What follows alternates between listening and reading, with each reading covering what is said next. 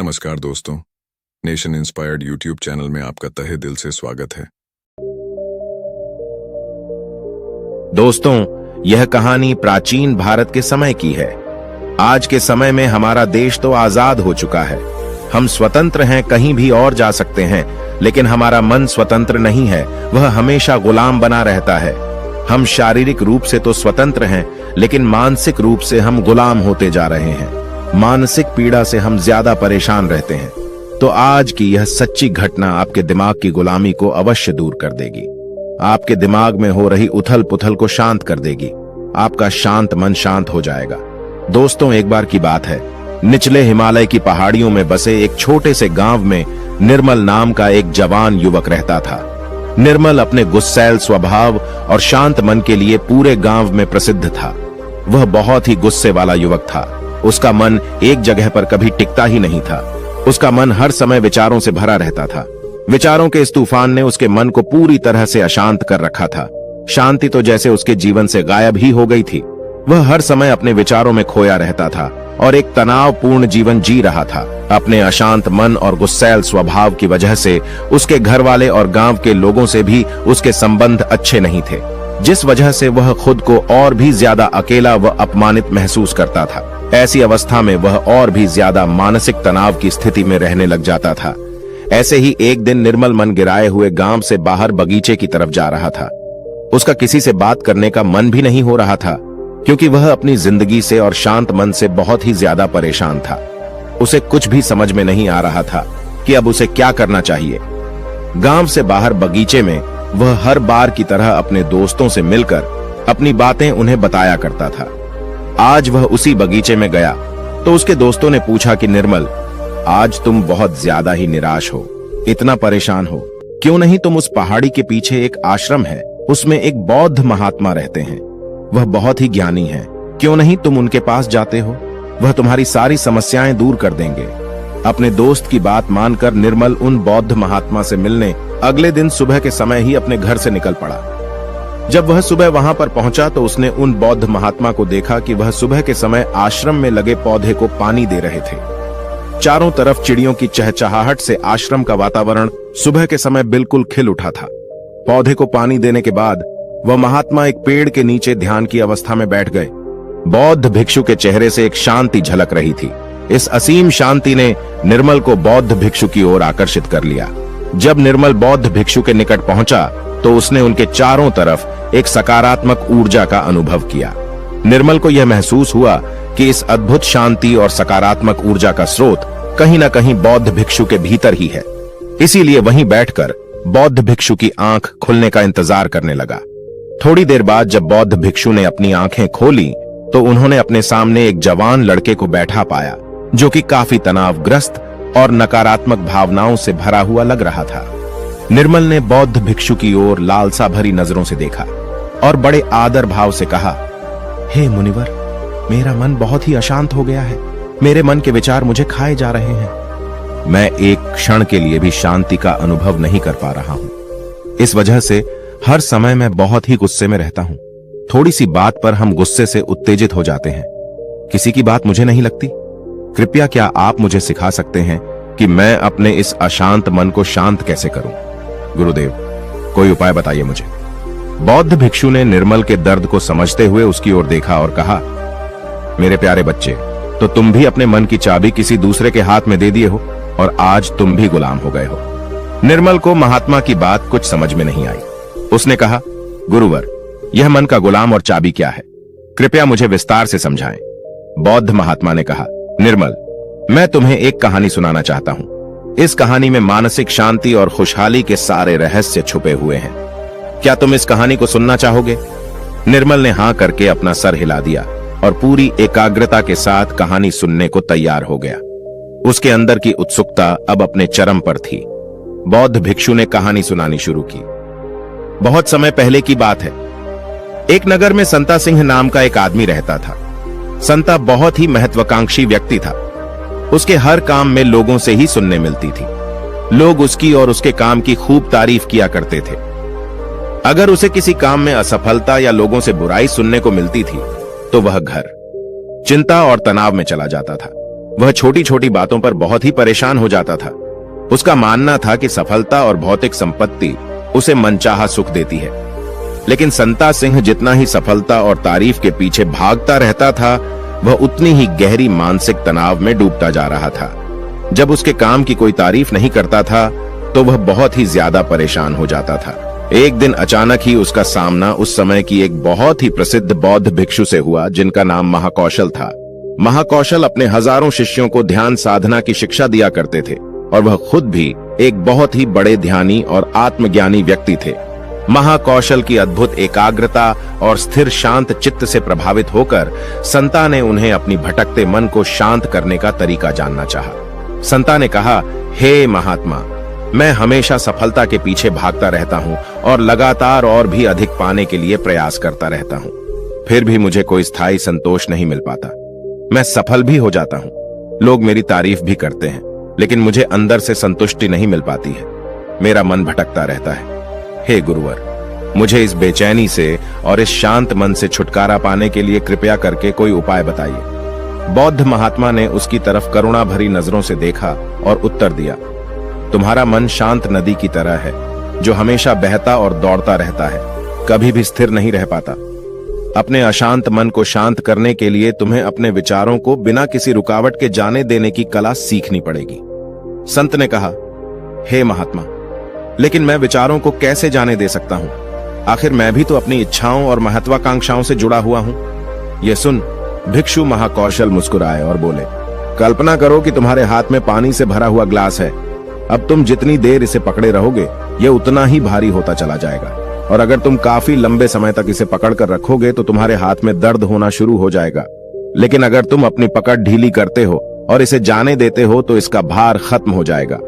निर्मल अपने गुरु द्वारा सुनाई जा रही कहानी और उनके संदेश को बड़े ही ध्यान के साथ सुन रहा था। वह समझ रहा था कि अपने विचारों और इच्छाओं से चिपके रहना ही उसके अशांत मन का कारण है। यह भी एक कारण है जिसकी वजह से उसका मन अशांत है, क्योंकि निर्मल भी संत की तरह ही विचारों को पकड़कर रखता है। छोटी छोटी बातों पर बार बार विचार करता रहता है, जिससे संता की तरह ही उसका मन भी बेचैन रहता है। गुरु कहानी सुनाने जा रहा था और निर्मल सुनते जा रहा था। गुरु ने कहा, बौद्ध भिक्षु, महाकौशल की बातें उस संता को बड़े ही अच्छे से समझ में आ रही थी। बौद्ध भिक्षु महाकौशल की सलाह को मानते हुए संत अपने विचारों को जाने देने का अभ्यास करना शुरू कर दिया। वह अपने विचारों और भावनाओं को बिना किसी पूर्व निर्णय के जाने देता।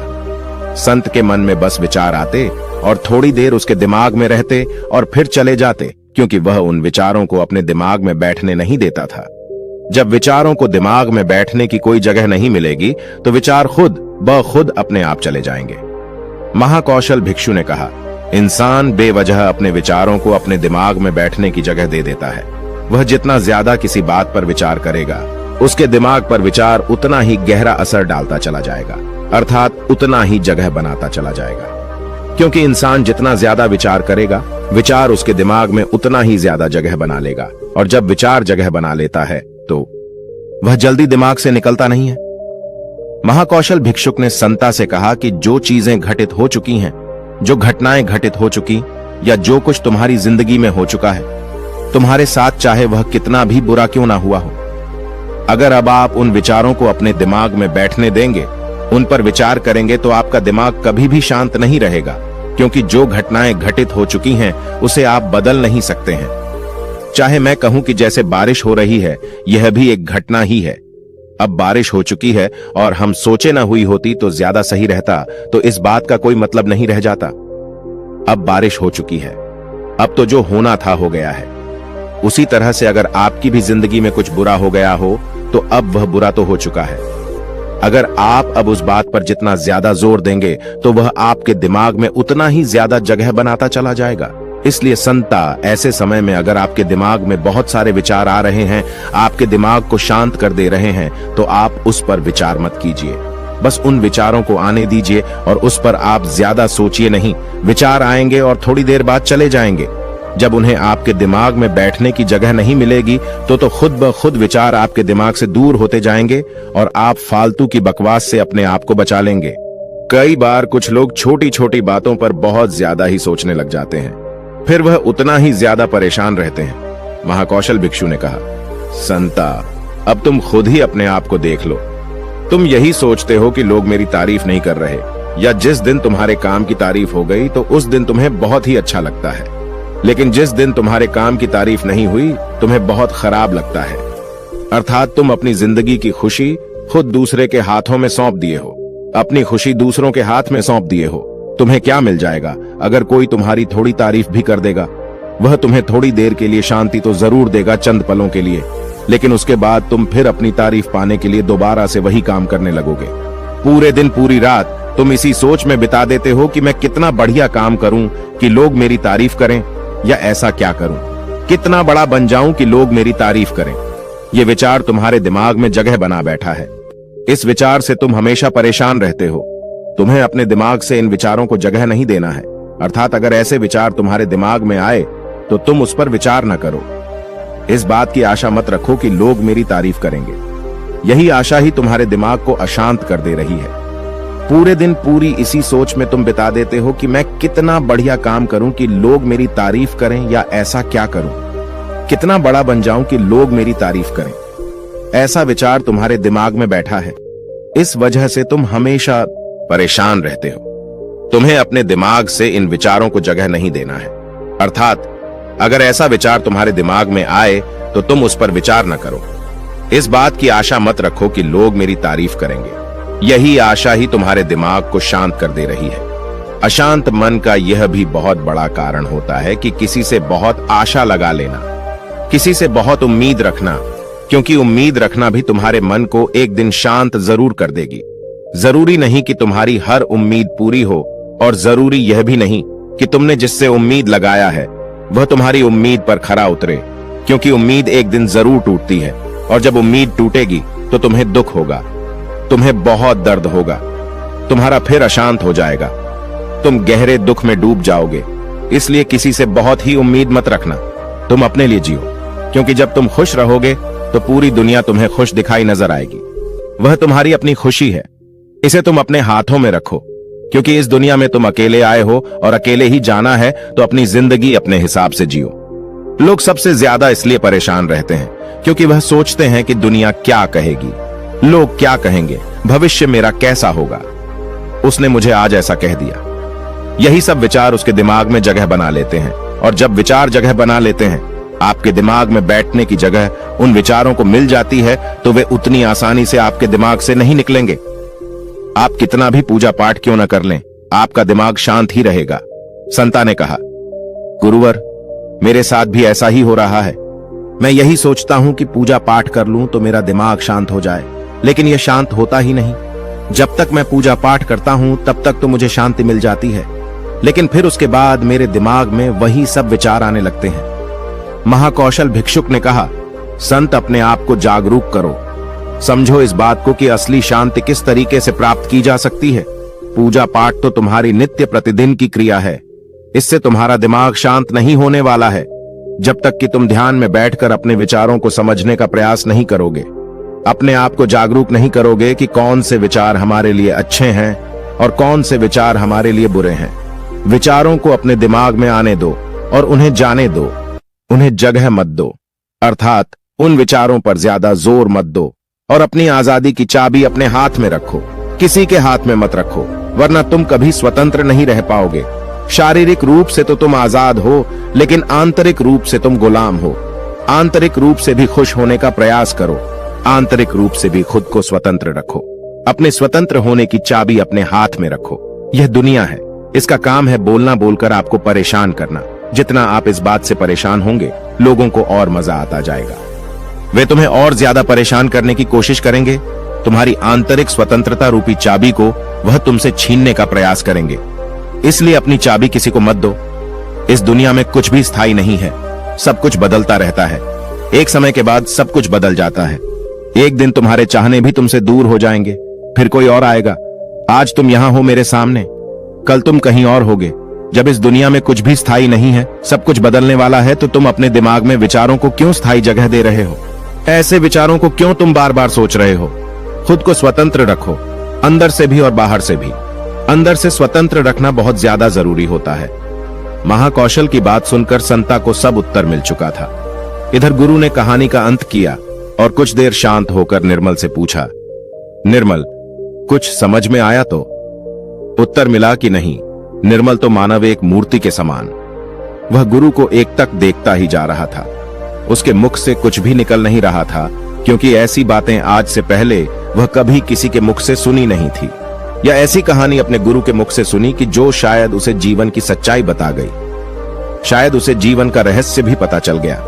वह बिल्कुल मौन हो गया था। कुछ देर बाद निर्मल ने अपनी चुप्पी तोड़ी और कहा, हे गुरुदेव, मेरा कोई प्रश्न नहीं बचा है।